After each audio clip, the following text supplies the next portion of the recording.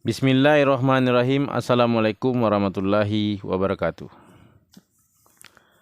Semoga hari ini kita semua berada dalam keadaan sehat dan tidak kurang barang apapun.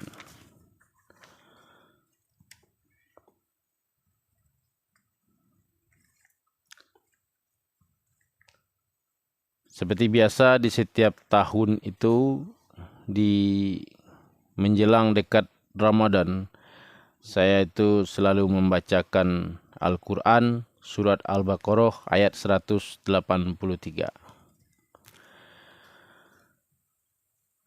Dan saya tidak pernah bosan menghimbau atau membacakan Al-Quran itu untuk kawan-kawan semua dimanapun berada.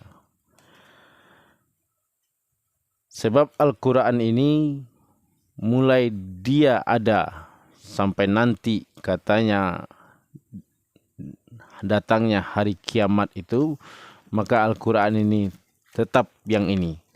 Tidak ada episode 1, tidak ada episode 2. Tetap Al-Quran ini yang dijadikan pedoman oleh orang-orang yang beragama Islam khususnya. Walaupun Al-Quran ini diperuntukkan untuk seluruh umat manusia. Nah, sebagai orang yang beragama Islam, saya selalu membacakan ayat ini karena ayat ini sangat penting dan ayat ini merupakan himbauan untuk orang yang beriman dan akan melaksanakan puasa di bulan suci Ramadan. Tahun yang lalu saya masih bisa membaca tulisan ini dengan jelas. Tapi alhamdulillah tahun ini masih bisa membaca walaupun harus pakai alat bantu, kacamata. Itu menandakan sirkulasi kehidupan dunia itu terus berjalan. Tubuh yang tadinya kuat itu sudah mulai melemah. Itu tandanya perputaran kembali sudah mulai dekat. Ruh akan pulang kembali kepada Allah dan tubuh ini akan pulang kembali kepada tanah. Air pulang kepada air, angin pulang kepada angin, api pulang kepada api, tanah kembali kepada tanah. Itu adalah sesuatu yang tidak bisa dipungkiri, apalagi dihindari. Tidak bisa. Kematian itu tidak bisa ditolak. Dan saat kematian itu datang, tidak bisa dimajukan dan juga tidak bisa dimundurkan. Itulah sebabnya kita harus berusaha terus menjadi orang yang bermanfaat untuk orang lain.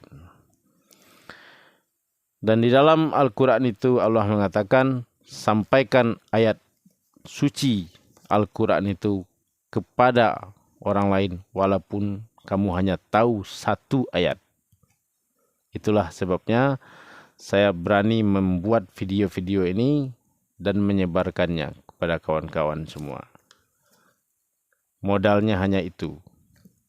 Firman Allah yang mengatakan, sampaikan walau seayat. A'udzubillahi minasyaitonirrajim. Bismillahirrahmanirrahim. Saya akan membacakan terjemahan surat Al-Baqarah ayat 183 dan 184.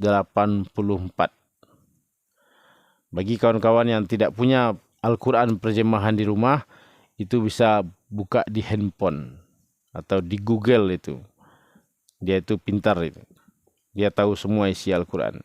Tinggal kita ngomong aja Google ayat surat Al-Baqarah ayat 183. Itu langsung dikeluarkan sama Google itu. A'udzubillahi minasyaitonirrajim. Bismillahirrahmanirrahim. Wahai orang-orang yang beriman, diwajibkan atas kamu berpuasa sebagaimana diwajibkan atas orang sebelum kamu agar kamu bertakwa. Ayat ini cukup jelas. Yang 183-nya. Kita baca yang 184. Yaitu beberapa hari tertentu. Maka barang siapa di antara kamu sakit atau dalam perjalanan lalu tidak berpuasa, maka wajib mengganti sebanyak hari yang dia tidak berpuasa. pada hari yang lain.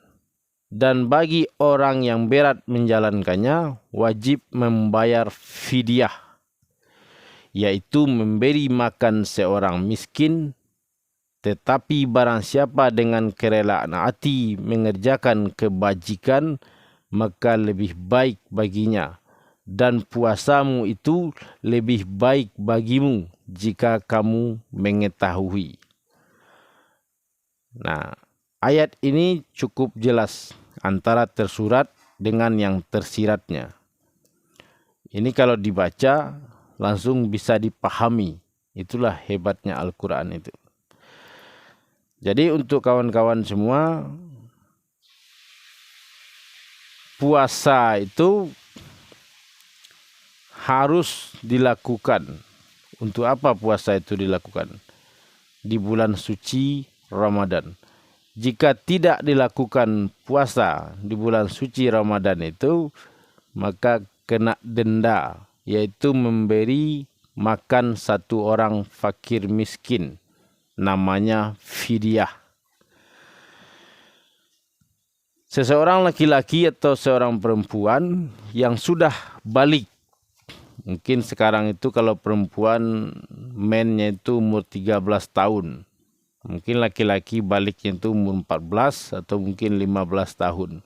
Semenjak akil baliknya itu, dia itu sudah wajib berpuasa. Jika dia tidak berpuasa, maka wajib dia mengganti di hari yang lain puasanya itu. Dan jika dia berat melakukannya, maka wajib membayar fidyah, yaitu memberi makan satu orang fakir miskin sesuai dengan porsi makannya.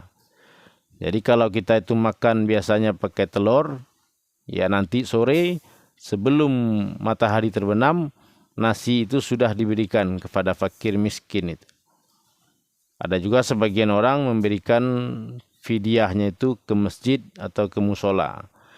Nah, ibu-ibu itu pasti di setiap bulan Ramadan itu dia mengalami menstruasi 7 atau 6 hari. Nah, itu fidyahnya bisa langsung dibayar awal atau dibayar setelah mennya itu selesai. 6 apa 7 hari. Itu tinggal dikalikan berapa porsi makannya. 20.000 atau 15.000 atau mungkin 25.000. Itu yang disebut hutang kepada fakir miskin atau hutang kepada sesama manusia. Kalau bicara soal dosa, Allah mengatakan, dosa apapun yang kamu perbuat di atas dunia ini akan diampuni Tuhan. Dosa itu. Walaupun dosa itu sebesar langit dan bumi, kata Allah. Tapi dosa kepada sesama manusia, Allah tidak ampuni.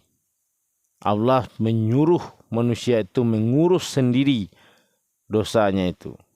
Nah, salah satu dosa kita kepada manusia itu adalah dosa fidyah karena tidak berpuasa di bulan suci Ramadan.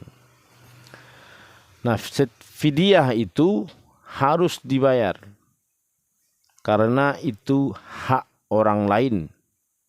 Jika dimakan, berarti kita itu sudah memakan hak orang lain.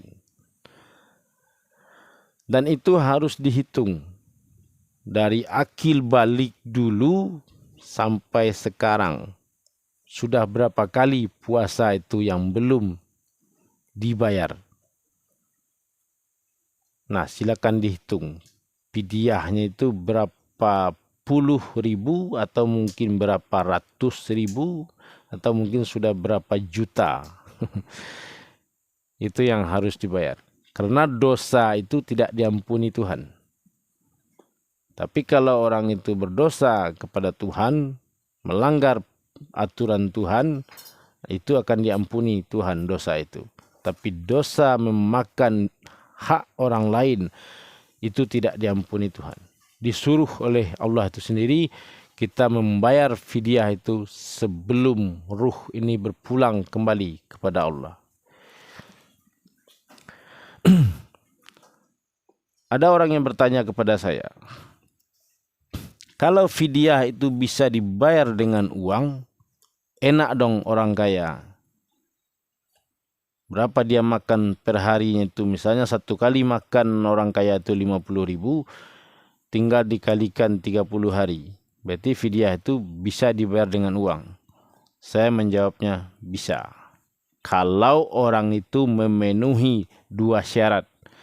Syarat yang pertama di sini melakukan perjalanan jauh.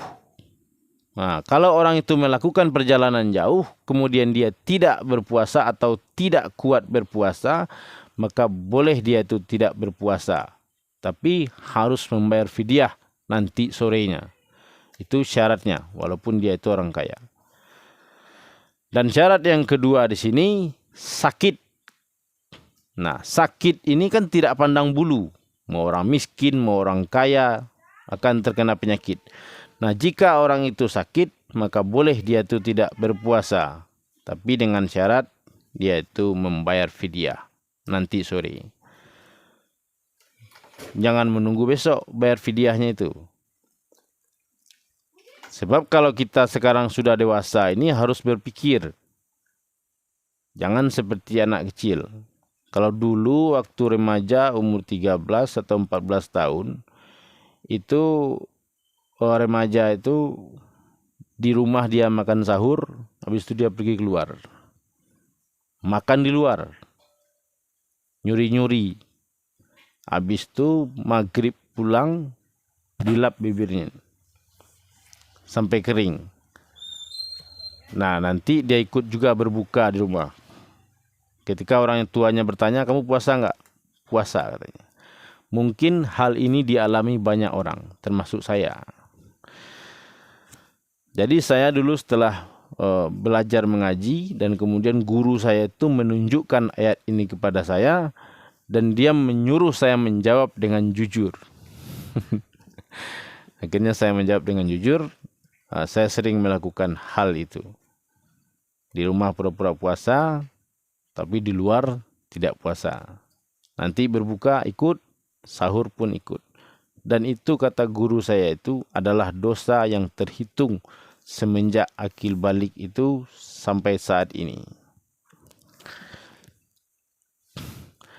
Nah, karena saya tidak ingin berdosa kepada manusia, akhirnya saya menghitung semua fidyah saya itu dan kemudian membayarnya.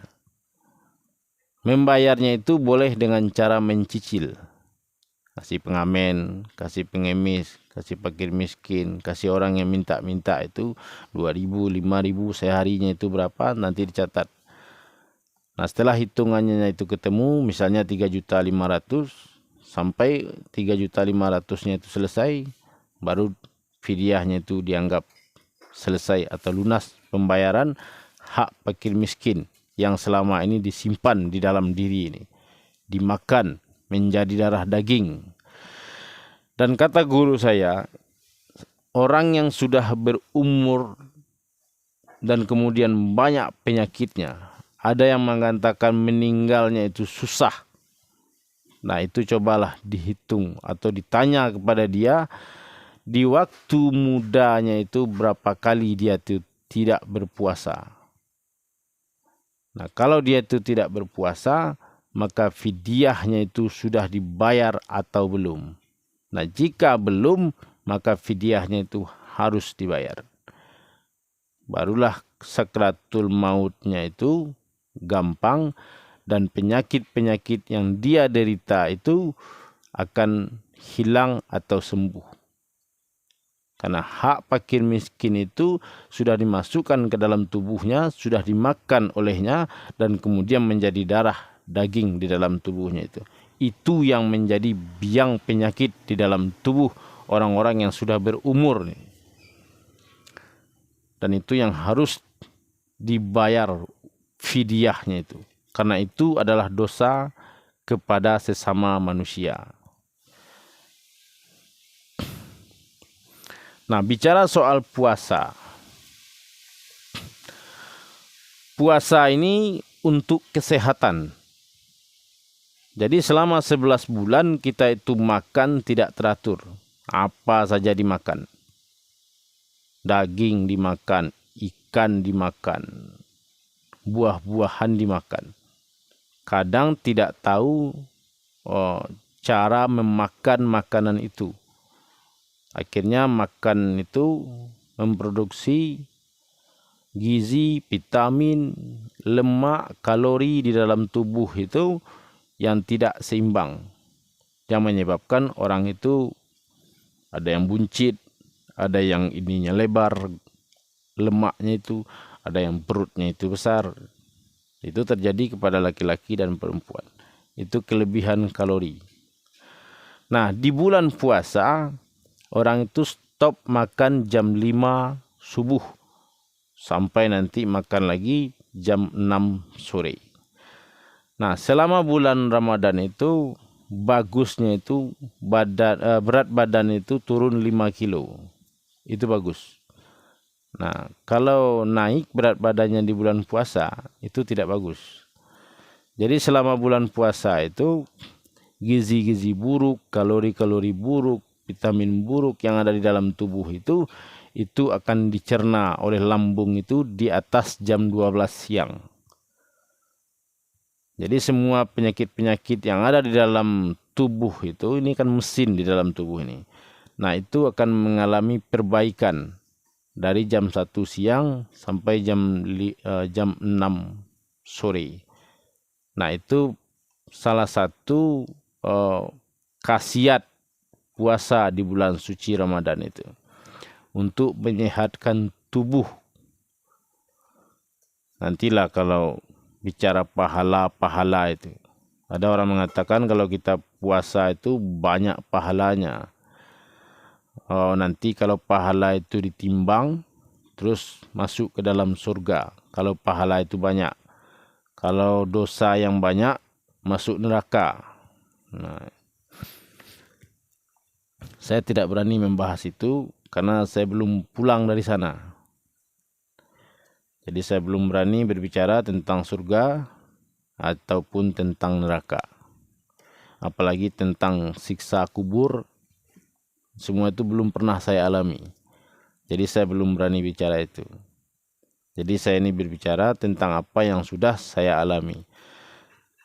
Seperti tidak puasa, kemudian saya membayar fidyah. Rasanya bagaimana ketika itu kita sudah mengeluarkan hak orang lain yang selama ini sudah kita makan. Itu yang baru saya rasakan. Nah, puasa ini kalau misalnya 6 atau 7 hari puasa ini tidak terlaksana di bulan suci Ramadan itu, maka setelah lebaran itu ada yang namanya puasa 6. Nah, puasa 6 itu fungsinya untuk membayar puasa-puasa yang tidak terlaksanakan di bulan suci Ramadan itu. Khususnya itu untuk perempuan, puasa 6. Kalau laki-laki nggak pakai itu puasa 6. Karena laki-laki itu tidak ada yang men. Bencong pun nggak men juga dia, walaupun dia seperti perempuan. Karena syarat men itu dia punya rahim.